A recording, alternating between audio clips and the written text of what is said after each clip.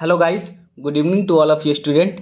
जैसा कि आप देख रहे हैं कि हम लोग एब्डोमेन स्टार्ट किए हैं, ठीक है। तो एब्डोमेन में हम लोग लेक्चर 7 तक पढ़ चुके हैं, ठीक है। पूरे लेक्चर हम लोग बाकायदा अच्छे से पढ़ रहे हैं।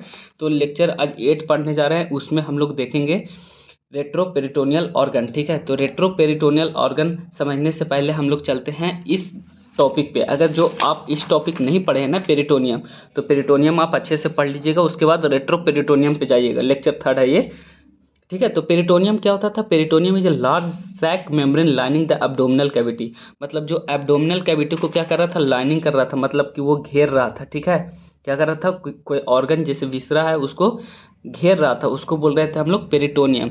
और वही जो नहीं घेर रहा था, पूरी तरीक़ा से नहीं घिर रहा है पेरिटोनियम से, उसको बोलते हैं रेट्रोपेरिटोनियम ऑर्गन। कहने का मतलब ये हुआ कि रेट्रोपेरिटोनियम ऑर्गन क्या होता है कि those organ which are not totally surrounded by the peritoneum, understand, that is called retroperitoneal organ। मान के चलो ये किडनी है, ठीक है। मान के चलो, let suppose that this is kidney. अगर वो किडनी को पूरी तरीक़ा से नहीं घेर रहा है, एक ही साइड से ये घिर रहा है पेरिटोनियम से, ठीक है, तो इसको बोलते हैं रेट्रोपेरिटोनियम ऑर्गन। अगर यहीं पे अगर देखा जाए, ये लीवर है, ये लीवर है, ठीक है।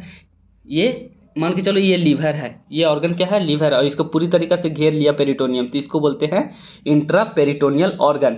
जो पूरी तरीक़ा से घिर रहा है उसको बोलते हैं इंट्रा पेरिटोनियल ऑर्गन, और जो पूरी तरीक़ा से नहीं घिर रहा पेरिटोनियम से उसको बोलते हैं रेट्रो पेरिटोनियल ऑर्गन। तो ये जो अपना हुआ इसको बोलते हैं इंट्रा पेरिटोनियल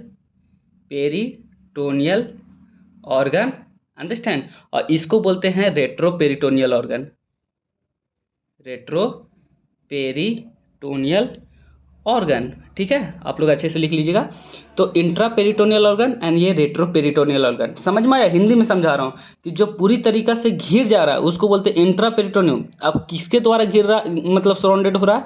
तो पेरिटोनियम के द्वारा सराउंडिंग हो रहा है। और जो पूरी तरीक़ा से नहीं घेर रहा है पेरिटोनियम के द्वारा, तो उसको बोलते हैं रेट्रो पेरिटोनियल ऑर्गन। अब इंट्रा पेरिटोनियल में कौन कौन सा ऑर्गन आएगा, रेट्रो पेरिटोनियल में कौन कौन सा ऑर्गन आएगा, ठीक है। तो देखो, सबसे पहले हम लोग समझेंगे रेट्रोपेरिटोनियम में। तो पेनक्रियाज पहला ऑर्गन जो होता है, पेनक्रियाज, वो पूरी तरीक़ा से नहीं गिरता। देखिए हम समझाते हैं। ये देखिए यहाँ पे अपना पेनक्रियाज है ना, एक ही साइड से यहाँ से आ रहा है, यहाँ से आ रहा है, पीछे से ये नहीं गिर रहा है। तो इसका मतलब ये जो हुआ, ये क्या है अपना? पूरी तरीक़ा से नहीं ना गिर रहा है। जब पूरी तरीक़ा से नहीं गिर रहा है ना, तो उसको हम लोग इस कैटेगरी में रखेंगे, रेट्रोपेरिटोनियल ऑर्गन में। अब दूसरा आता है किडनी, ठीक है। अपना क्या आता है? किडनी। तीसरा क्या आता है? Supra renal gland. जो किडनी के ऊपर जो ग्लैंड है उसको बोलते हैं सुप्रा रीनल ग्लैंड, ठीक है। चौथा आता है अपना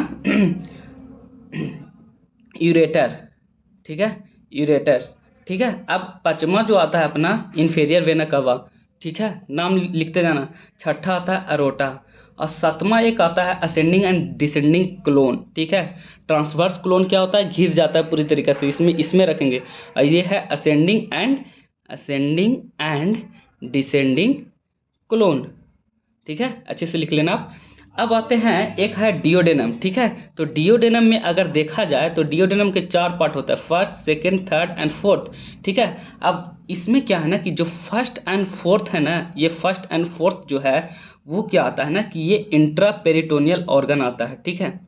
इंट्रा पेरिटोनियल ऑर्गन आता है। और जो सेकंड एंड थर्ड है वो है रेट्रो पेरिटोनियल ऑर्गन। ये क्या आता है? Second and third retroperitoneal, और first and fourth intraperitoneal organ आता है, ठीक है। इतना तो हो गया अपना रेट्रो पेरिटोनियल ऑर्गन। अब आते हैं इंट्रा पेरिटोनियल। इसको छोड़ा करके जितना ऑर्गन है ना, सब रेट्रो पेरिटोनियल ऑर्गन। जैसे कि मान के चलो ट्रांसवर्स क्लोन, ठीक है, ट्रांसवर्स क्लोन, ठीक है।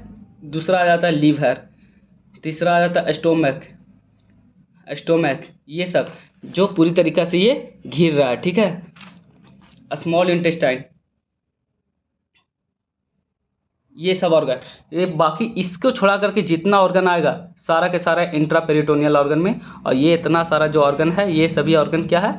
रेट्रो पेरिटोनियल ऑर्गन है, ठीक है। तो आप इस तरह लेक्चर में बने रहिए, ठीक है। और जो कल का लेक्चर होगा, अब हम लोग अगला टॉपिक स्टार्ट करेंगे, ठीक है। तो ये छोटा सा टॉपिक था, इसको समझना बहुत ज़रूरी है। बहुत जगह कन्फ्यूजन होता है, हर एक जगह आप इंटरव्यू में जाइएगा तो आप फंस जाइएगा कि कौन सा ऑर्गन रेट्रो पेरिटोनियल, कौन सा इंट्रा पेरिटोनियल है, अंडरस्टैंड। तो thank you for watching my video, और जितना ज़्यादा हो सके शेयर करें।